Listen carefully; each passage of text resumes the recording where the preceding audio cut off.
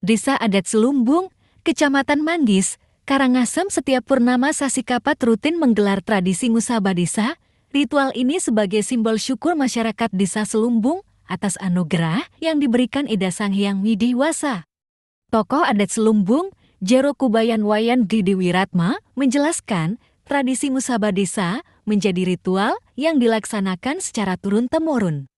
Tradisi ini dimulai dari ngalang atau membayar upeti dari masing-masing masyarakat desa yang berupa 2 kilogram beras, 2 sisir pisang, 2 butir kelapa, kayu bakar, dan peralatan kebutuhan lainnya yang mendukung pelaksanaan upacara musabah desa.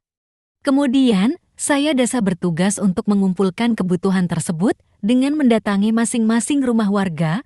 Setelah semua kebutuhan terpenuhi barulah ngayah dimulai dengan mempersiapkan sarana upacara berupa pala bungkah, pala gantung, dan pala kesimbar yang merupakan lambang dari unsur kesuburan yaitu pala bungkah merupakan umbi-umbian, pala gantung merupakan buah-buahan, sedangkan pala kesimbar merupakan biji-bijian. Dilanjutkan dengan membuat jajanan dengan aneka ragam bentuk, serta banten dan upakara oleh tukang banten yang dibantu oleh banjar pengampun istri dalam proses pembuatan bantennya dan dikoordinir oleh Jiru Nyarikan.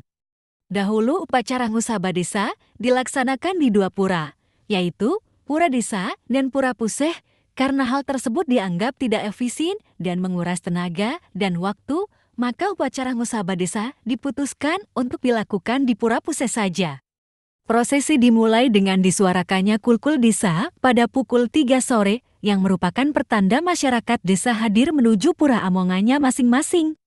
Begitu juga dengan para pemangku pura yang sudah terlebih dahulu hadir untuk menghias jempana dan memohon kepada Ida Batara yang melinggih agar dapat distanakan di Pura Puseh selama berlangsungnya musabah desa. Pada saat proses memohon kepada Ida Batara, pada masing-masing pura menghaturkan banten pejati terlebih dahulu yang dipimpin oleh pemangku pada pura masing-masing. Warga yang hadir di pura amongannya juga melakukan persembahyangan individu sebelum menuju ke Pura Puseh untuk melinggiang Ida Batara. Setelah proses menghias jempana, wawiletan, payah ayahan selesai di masing-masing pura, kulkul desa dibunyikan lagi. Pertanda Ida Batara Batari dipersilahkan tedun menuju perempatan desa untuk berkumpul dan bersama-sama menuju Pura Puseh.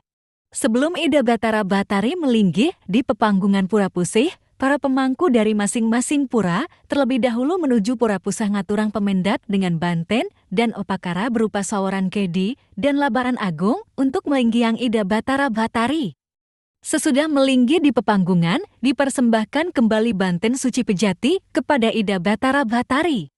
Pada hari pertama ini, hanya berfokus pada melinggiang Ida Batara Batari dari masing-masing pura ke Pura Puseh untuk dapat distanakan, tidak terdapat persembahyangan bersama yang bersifat wajib dalam rangkaian hari pertama upacara musabah desa ini.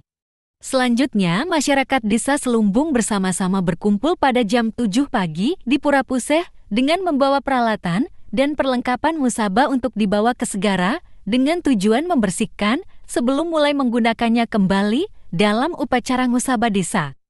Beberapa alat-alat yang dibawa seperti umbul-umbul, kober, mamas, bandrang, payung pagut, pajeng agung, dan beberapa tombak serta keris. Upacara pebantenan yang ditujukan kepada Dewa Wisnu yang dilaksanakan di Pura Puseh.